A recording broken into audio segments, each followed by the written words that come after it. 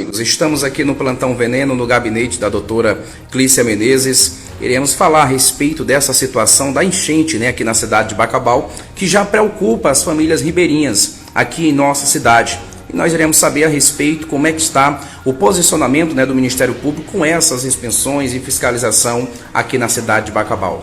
Doutora, primeiramente, boa noite. Quero aqui agradecer a sua participação com o nosso programa aqui, Falando de Boa com Romarinho, também no nosso Instagram, e agradecer por estar recebendo a nossa equipe de reportagem que veio até aqui. Como é que anda essa situação do Ministério Público com essas fiscalizações aqui nessa enchente? Boa noite. O Ministério Público, através da Promotoria do Meio Ambiente, já vem acompanhando toda essa situação desde o ano passado, inclusive cobrando um plano de contingência, porque a situação das enchentes é algo que ocorre todos os anos, não pega ninguém de surpresa, então é necessário que se programe realmente a situação, porque infelizmente o Rio Mearim está assoreado, perdeu a sua mata ciliar e a cada ano a situação de fato fica mais grave, principalmente quando há um aumento de chuvas. Então a doutora Alícia, que é a promotora do meio ambiente, ela solicitou à Defesa Civil que encaminhasse o plano de contingência, e isso foi feito. Após isso, a gente tem acompanhado toda essa situação que se agravou nos últimos dias. Na semana passada, eu, como promotora da saúde, pedi a presença do coordenador da Defesa Civil, o senhor Leonardo Coutrin. Ele esteve aqui em reunião comigo, pedi alguns esclarecimentos, perguntei quantas famílias estavam desabrigadas e quantas estavam desalojadas. Naquele primeiro momento, o número não era tão elevado como é hoje. E eu questionei sobre os locais onde as pessoas seriam abrigadas. Ele me falou da dificuldade de conseguir locais. Foram identificados no momento do plano de contingência alguns galpões de particulares, mas esses particulares não têm interesse em alugar para o município, segundo ele, porque normalmente nos anos anteriores as famílias, quando deixavam o local, deixavam tudo sujo, desorganizado, e também financeiramente não compensava para esses proprietários, porque seria por pouco tempo. Então eu perguntei a ele qual o motivo dessas famílias não estarem nas escolas, como normalmente acontece, A gente inclusive vê que essa situação não está acontecendo apenas em Bacabal. Praticamente todos os municípios por onde passam o Rio Mearim estão passando por essa situação, como Trizidela do Vale, Pedreiras. E a gente vê que em alguns desses municípios as famílias estão sendo abrigadas nas escolas públicas. E aí eu questionei ao coordenador da Defesa Civil por que essas famílias não estavam sendo abrigadas nas escolas.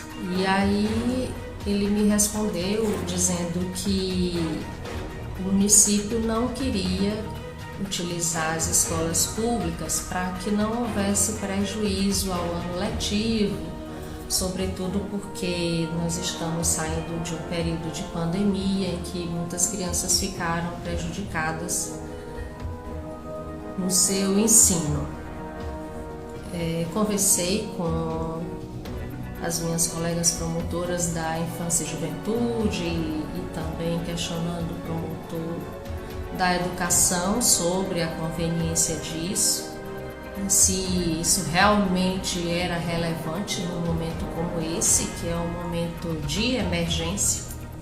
Inclusive o município baixou um decreto aqui no dia 23 de março de 2023, foi publicado no Diário Oficial no dia 24, declarando situação de emergência no município de Bacabal.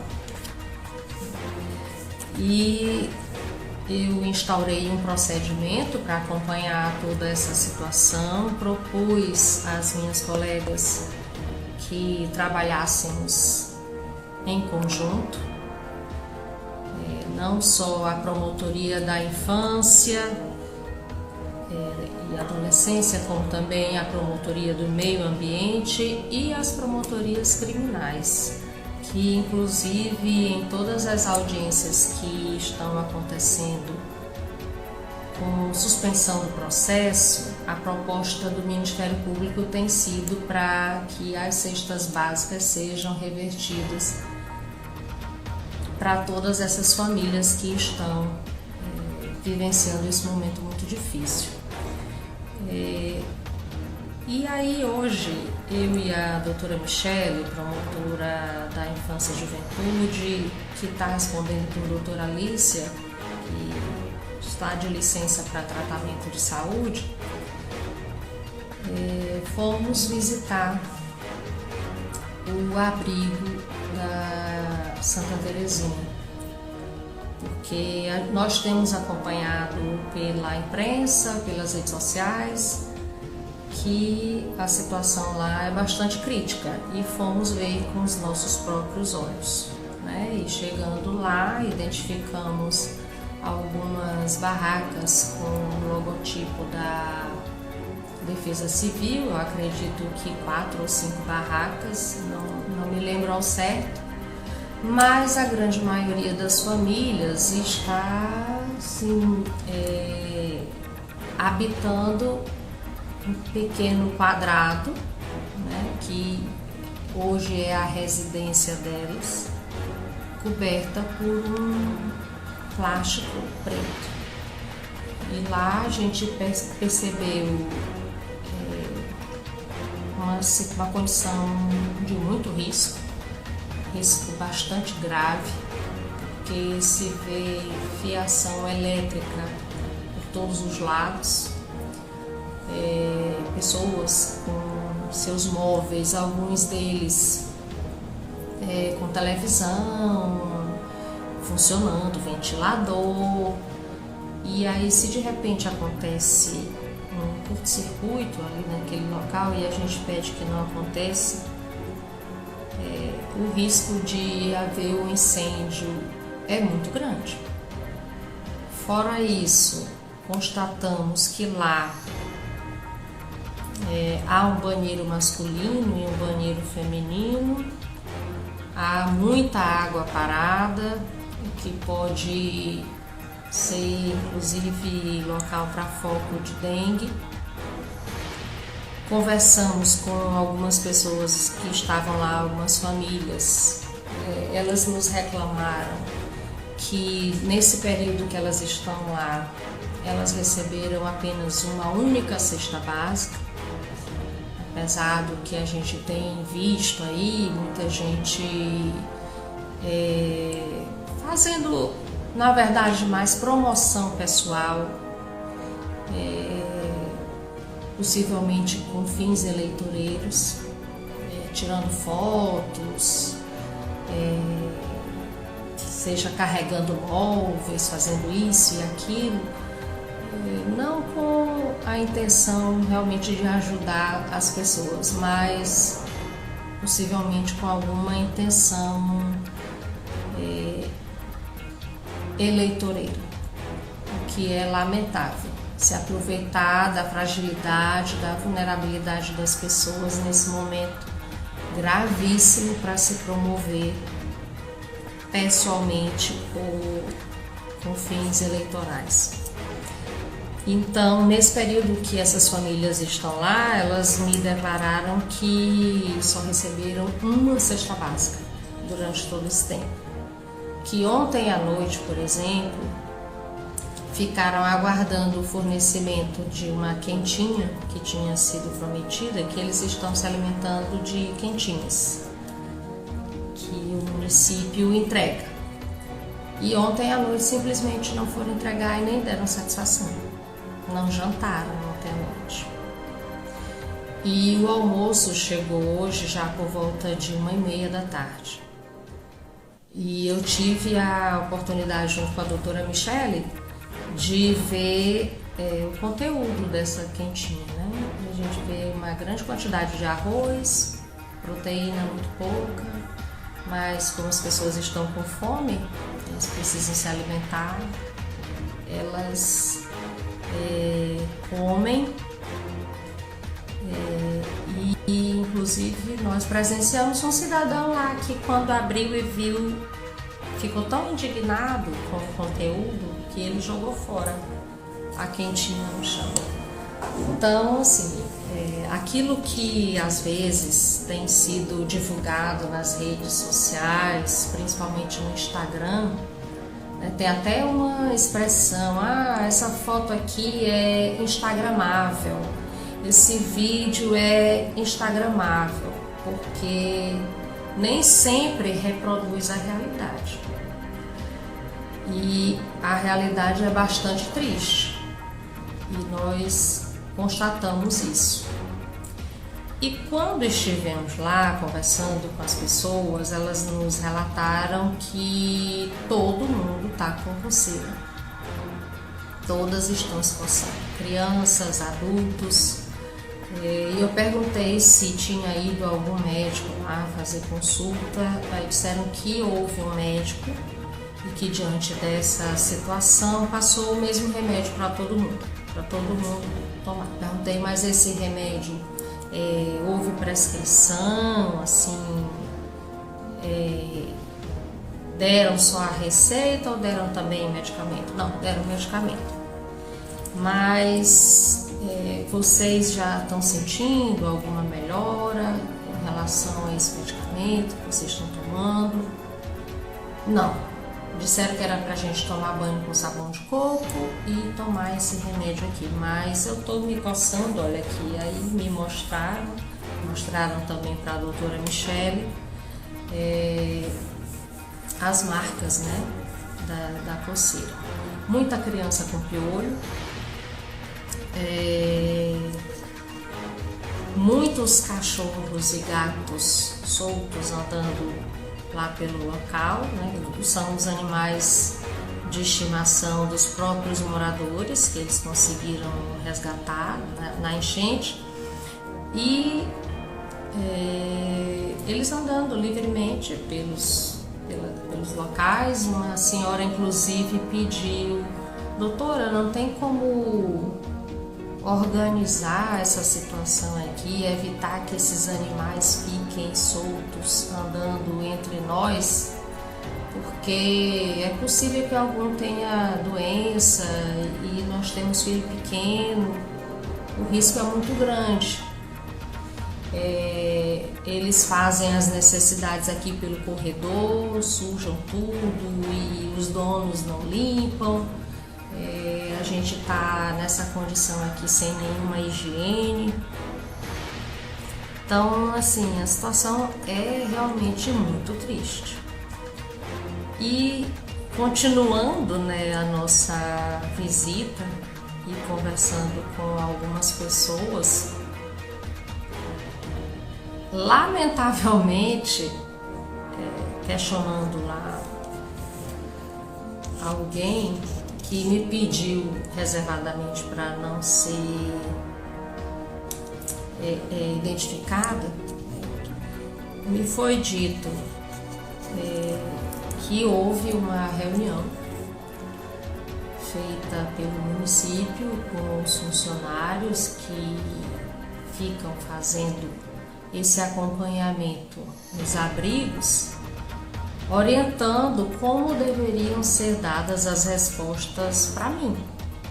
porque eles já sabiam que eu iria fazer as inspeções, né? Já que nos últimos dias eu tenho feito inspeções nos hospitais, então para se prepararem, houve uma reunião em que eles orientaram, praticamente ensaiaram as respostas que deveriam ser dadas a mim, caso eu fosse a algum abrigo. E, inclusive, me foi dito que a verdade sobre o fato dessas famílias não estarem nas escolas públicas não é que há a preocupação de que as crianças percam, os alunos percam o ano letivo. Mas a grande verdade é que há uma preocupação de que essas famílias sejam colocadas nessas escolas, e como as escolas foram pintadas recentemente, né? Algumas vão ser inauguradas agora no dia 17 de abril, aniversário da cidade. A colocação dessas famílias lá certamente iria causar um grande prejuízo, porque as famílias iriam danificar todas as escolas, que haveria um risco muito grande dessas famílias saírem levando janelas, levando vaso sanitário. Então, assim, eu fiquei bastante indignada com essa informação que me passaram, porque deixar essas famílias em uma situação desumana, porque não se quer que as escolas que foram pintadas recentemente fiquem sujas. Então, eu fico imaginando o que passa pela cabeça de alguém que pensa desse jeito. Que o cidadão, aquele cidadão que está ali, que está posando numa foto, sorrindo, recebendo uma cesta básica, aquele cidadão ali, que é o eleitor, ele é o quê? Um animal? Ele é... nem sei, eu não consigo assim compreender o que justifica alguém pensar isso, que o cidadão não tem direito numa situação como essa, extrema, de ser levado para uma escola pública com receio por causa do medo de essa mesma pessoa que paga seus impostos, né, que colocou essas pessoas no poder. Essas mesmas pessoas vão danificar, destruir as escolas, vão sujar as paredes que foram pintadas recentemente. Então, eu e a doutora Michele saímos de lá muito tristes, indignadas com essa situação, e em contato com a Defensoria Pública, tomamos conhecimento que eles ingressaram com uma ação pedindo liminar, que já está sob análise do Judiciário, para a imediata retirada dessas famílias de onde elas estão, para que elas sejam colocadas num lugar com dignidade. E a nossa intenção, inclusive minha e da doutora Michele, era de que nós ingressássemos com uma ação conjunta com a Defensoria Pública. Mas em conversa com o defensor, ele disse: não, eu acabei de dar entrada, eu juntei unicamente uma reportagem que foi divulgada ontem, e acredito que muita gente viu a reportagem, né, dessas famílias lá no momento de chuva. Ontem foi um dia que choveu bastante, as pessoas segurando lá o plástico para proteger o que hoje é a casa delas. Então, com base nessa reportagem, o defensor público já entrou com a ação. Eu entrei em contato com ele E estou aqui concluindo, inclusive, uma petição com o nosso relatório, que foi elaborado pelos nossos executores de mandado que acompanharam a diligência. As fotografias que nós tiramos, fotografias que mostram a realidade, porque foi solicitado no nosso procedimento que foi instalado um relatório com fotografias, um relatório circunstanciado com fotografias expondo toda a situação, dizendo quantas famílias estavam desabrigadas, quantas estavam desalojadas, quais os locais onde elas estavam, toda essa circunstância, né, bem detalhada. Encaminhamos um ofício para o secretário municipal de saúde, que até agora não respondeu, foi dado um prazo de 24 horas, não houve resposta para que ele esclarecesse quais as medidas de prevenção com relação à saúde dessas pessoas, também da nossa preocupação com relação à falta de abastecimento de água na cidade, porque nós tomamos conhecimento que a Equatorial precisou desligar a energia da central de abastecimento do SAAI, que os hospitais municipais estavam funcionando com racionamento de água. Pedimos esclarecimento sobre isso e não recebemos resposta. E aí recebemos a resposta da Secretaria de Assistência Social com um relatório repleto de fotografias das assistentes sociais sorrindo, posando com aqueles desabrigados, recebendo uma cesta básica, rindo, como se aquela situação fosse para sorrir. E é lamentável, é muito triste, de causar mesmo muita indignação. Então hoje mesmo eu vou dar entrada para habilitar o Ministério Público como parte, e aí eu vou juntar todas as provas que eu já recolhi nesses últimos dias, fotografias que demonstram a gravidade da situação, e aguardar que o Poder Judiciário analise e determine a retirada dessas pessoas dessa situação desumana e que elas sejam abrigadas nas escolas públicas, não só municipais, como também estaduais. Inclusive, as escolas estaduais, elas nem estão em funcionamento. Pelo que eu tenho conhecimento, os professores estão em greve, então nem está tendo aula. Tem uma série de escolas que não estão funcionando porque estão aí em fase de reforma, o que só confirma que, de fato, a justificativa apresentada pelo coordenador da Defesa Civil realmente não procede. Que essa preocupação de que os alunos vão perder o ano letivo realmente não é verdadeira, porque tem várias crianças, vários alunos que não estão tendo aula desde o início do ano. Então é preocupante, e eu espero que os gestores, os políticos se sensibilizem com a situação que está sendo vivenciada por essas famílias, que ajudem sem precisar mostrar, porque é até bíblico, né? Quando a mão direita dá, a mão esquerda não deve aparecer.